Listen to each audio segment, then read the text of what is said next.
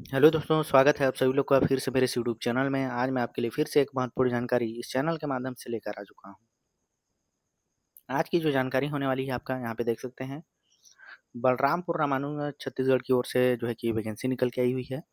बात करेंगे डिपार्टमेंट की, तो यहाँ पे देखिए कार्यालय प्रधान जिला एवं सत्र न्यायाधीश बलरामपुर स्थान रामानुजन छत्तीसगढ़ की ओर से जो है कि सीधी भर्ती के लिए यहाँ पर विज्ञापन जारी किया गया है।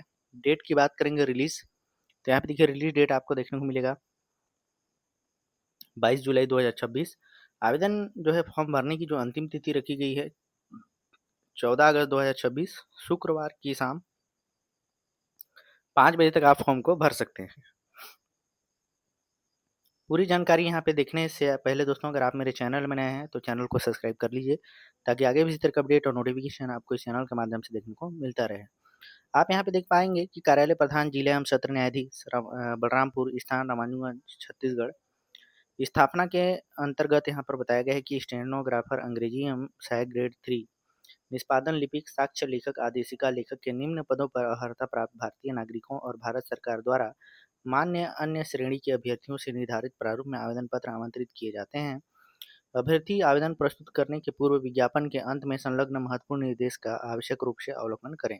ऐसे करके यहाँ पे जानकारी है। बाकी आगे देखते हैं।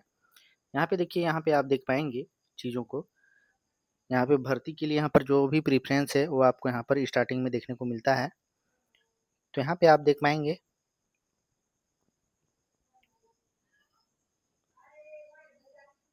स्टेनोग्राफर के लिए है,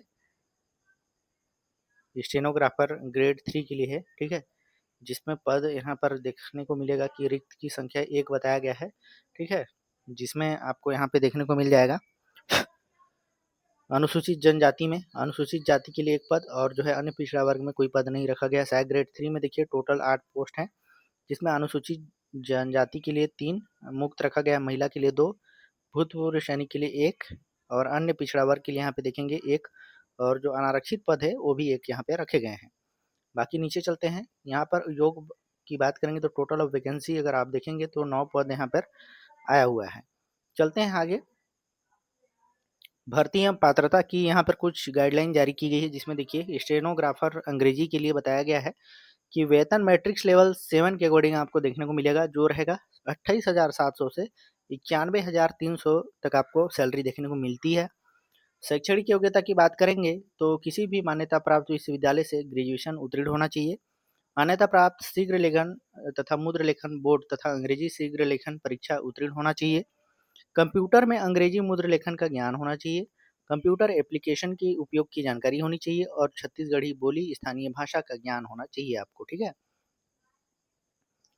बाकी यहाँ पे देखिए देख सकते हैं कि जो सहायक ग्रेड 3 के लिए है, ठीक है।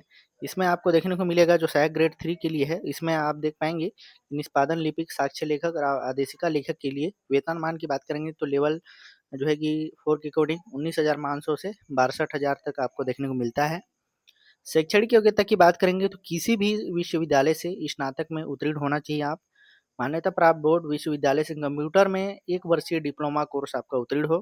कंप्यूटर में हिंदी अंग्रेजी मुद्र लेखन का आपको ज्ञान होना चाहिए, ठीक है।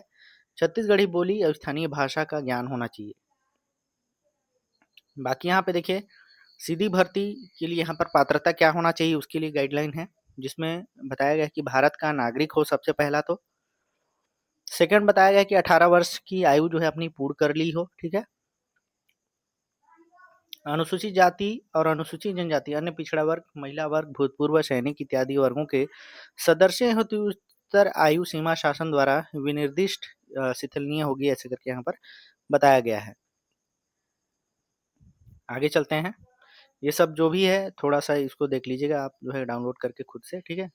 बेसिक जो मेन है उसको मैं आपको बता दे रहा हूँ। बाकी एक बार नोटिफिकेशन आप लोग डाउनलोड जरूर करिए और जरूर उसको पढ़िए एक बार, ठीक है। उसके बाद ही आप फॉर्म को फिलअप करिए।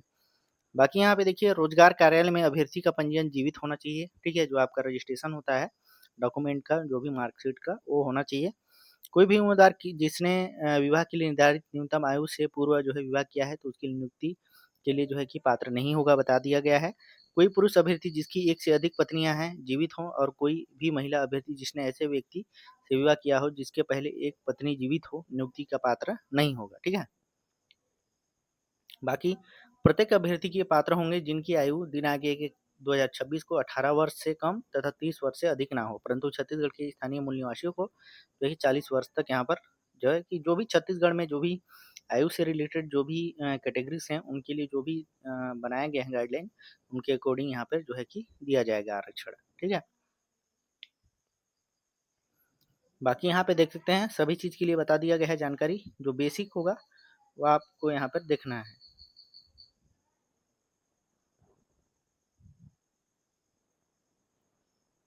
यहाँ पे देखिए कि भर्ती प्रक्रिया से संबंधित समस्त जानकारी के लिए आपको जो है कि बलरामपुर डॉट डी कोड करके यहाँ पे दिया है .gov.in पे आपको आना है।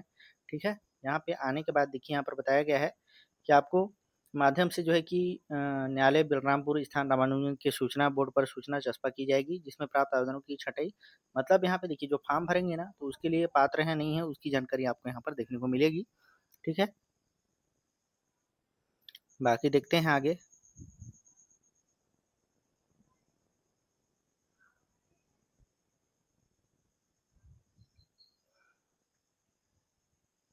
यहाँ पे देखिए आवेदन पत्र प्रस्तुत करने की प्रक्रिया बताया गया है। ठीक है, जिसमें बताया गया है कि आवेदन पत्र विज्ञापन के साथ संलग्न प्रारूप में ही प्रस्तुत किए जा सकेंगे। पूर्णतः भरे हुए आवेदन पत्र बंद लिफाफे में आवेदित पद का नाम यहाँ पर देखिए खालिस्तान है होना चाहिए के पद हेतु जो है कि आवेदन पत्र लिखा हो। कार्यालय प्रधान जिला एवं सत्र न्यायाधीश बलरामपुर स्थान रामानुजगंज छत्तीसगढ़ पिन कोड यहाँ पर बताया गया है। पते पर व्यक्तिगत रूप से न्यायालय परिसर में रखे ड्राफ्ट में जो है जाके आपको भरना है। रजिस्टर्ड स्पीड पोस्ट के माध्यम से या कुरियर के माध्यम से जो है द्वारा अंतिम दिनांक 14 यहाँ पर बताया गया है 5 बजे तक भरे जा सकेंगे। अन्य किसी माध्यम से ईमेल से प्रेषित जो है कि आवेदन पत्रों पर विचार नहीं किया जाएगा। निर्धारित तिथि उपरांत प्राप्त आवेदनों पर जो है कि कोई विचार नहीं होंगे, इस प्रकार से है। जो भी आप डॉक्यूमेंट अटैच कर रहे हैं दस्तावेज वो सेल्फ अटेस्टेड होना चाहिए आपका।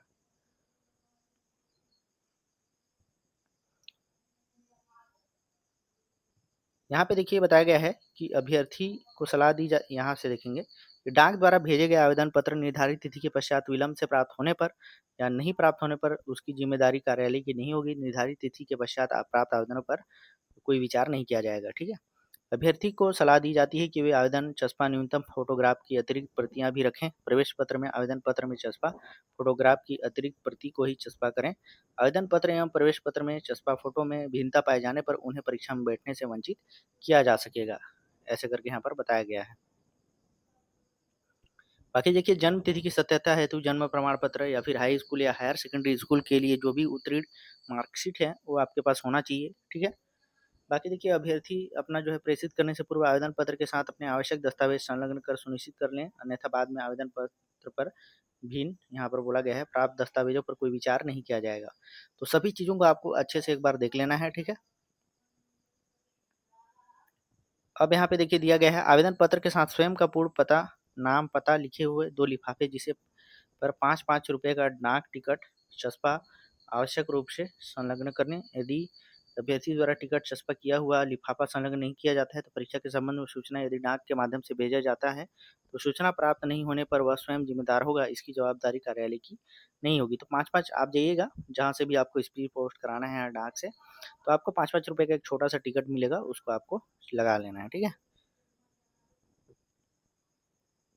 बाकी देखिए स्टेनोग्राफर के लिए बताया गया है कि अंग्रेजी एवं सहायक ग्रेड 3 निष्पादन लिपिक साक्ष्य लेखक आदेशिका लेखक के लिए एक से अधिक दोनों पदों के लिए आवेदन पत्र प्रस्तुत करना चाहता है तो उसे प्रत्येक पद हेतु पृथक पृथक जो है कि आवेदन पत्र प्रस्तुत करना होगा। उसी प्रकार से आपका सहायक ग्रेड 3 के लिए भी है। ठीक है, आगे चलते हैं। देखिए इस नियुक्ति की विधि बताया गया है जिसमें आपका प्रथम भाग लिखित परीक्षा होगा, जिसमें क्या बताया गया है देखिए कि एक पद के विरुद्ध 20 गुना कम से कम आवेदन प्राप्त होते हैं तो सीधा कौशल परीक्षा लिया जाएगा। 20 गुना से अधिक आवेदन प्राप्त होने पर प्रधान जिला एवं सत्र न्यायाधीश बलरामपुर स्थान रामानुजन द्वारा गठित भर्ती समिति द्वारा एक लिखित स्वतंत्र प्रतियोगिता परीक्षा आयोजित की जाएगी, जिसमें 50 अंकों का एक प्रश्न सह उत्तर पुस्तिका होगा, जिसके सभी 50 प्रश्न वस्तुनिष्ठ प्रश्न प्रकार के होंगे, जिसमें प्रत्येक प्रश्न का 2-2 अंक होगा। इस तरह एक यह लिखित परीक्षा जो है कि कुल 100 अंकों की होगी। प्रत्येक प्रश्न के उत्तर के लिए 4 विकल्प होंगे, जिसमें से सही विकल्प का चुनाव करना होगा। लिखित परीक्षा से संबंधित अन्य दिशा निर्देश लिखित परीक्षा के प्रश्न पत्र में दिया जाएगा। उक्त वस्तुनिष्ठ प्रश्न जो है सामान्य हिंदी, अंग्रेजी, सामान्य ज्ञान, सामान्य गणित, तार्किक, कंप्यूटर आदि से होंगे, जो कि समय रहेगा आपका 1.5 घंटे का। मूल्यांकन में ऋणात्मक यहाँ पर बता दिया गया है कि अंक नहीं होगा। 20 गुना से अधिक आवेदन पत्र होने पर सीमित निर्णय ही मान्य होंगे, ऐसे करके सब चीज़ को बताया गया है। तो सभी बेसिक हैं, इनको आपको देख लेना है। द्वितीय भाग कौशल परीक्षा का होगा, ठीक है,